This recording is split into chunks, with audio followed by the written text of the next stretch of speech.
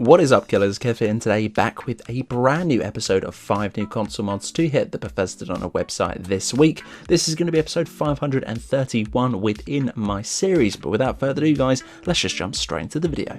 Helmets with hooded side capes coming in at 46.3 kilobytes of a download. Have you ever wanted to look cooler in a full set of armor without sacrificing a piece of equipment?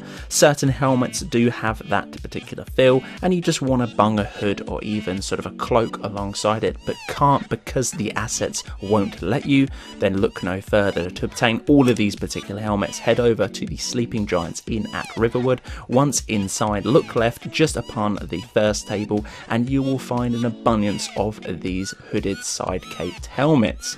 They work absolutely flawless. Some of them are going to be clipping, but nevertheless some of them do work very well indeed, and they are very versatile and can be put with loads of different armors, not only via mods but also as well with vanilla ones. For immersion to do with the clothing side of things, this one is definitely going to be awesome.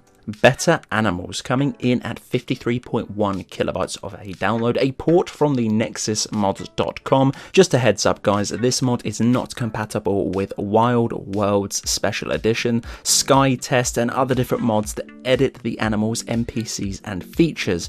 But for this one you are going to get some features such as animals will not report crimes. Also, most animals now have an aggro radius. Mud crabs are unaggressive until you attack them or fight them or even provoke them in any particular way. Hawkers are going to be unaggressive and only will fight you if they are being attacked, and all spriggets are pretty much going to be aggressive until you get into the radius, thus going back to our second point in this particular mod showcase. A few other different ones as well.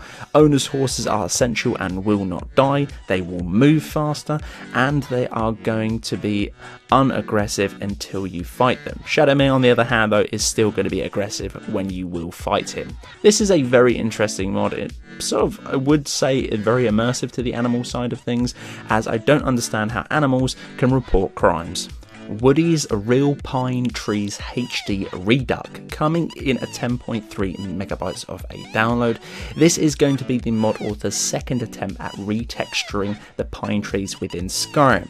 Not only of the trees themselves, but also the stumps, fallen trees, hollow trees, lumber, mill, logs, log piles, chopping blocks, and all of the other different features that were included, in quotations, pines, will be included within this texture pack. Overall, absolutely brilliant, bang for your buck on the download size. The 3D scanned pine texture is going to be a 1K detailing and as close as realistic as it possibly could be via this. It's not compatible with enhanced vanilla trees, and it also is compatible with other things to do with florist overhauls. There is a full list of what it is and isn't compatible on the Bethesda website.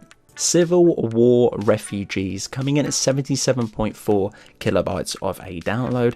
As the third mod in this mod author's Civil War series, the mod seeks to increase the immersion of the Civil War within Skyrim. As the war rages across the nation, it would only make sense that people's farms, houses and villages would have got destroyed within the fighting, and still are.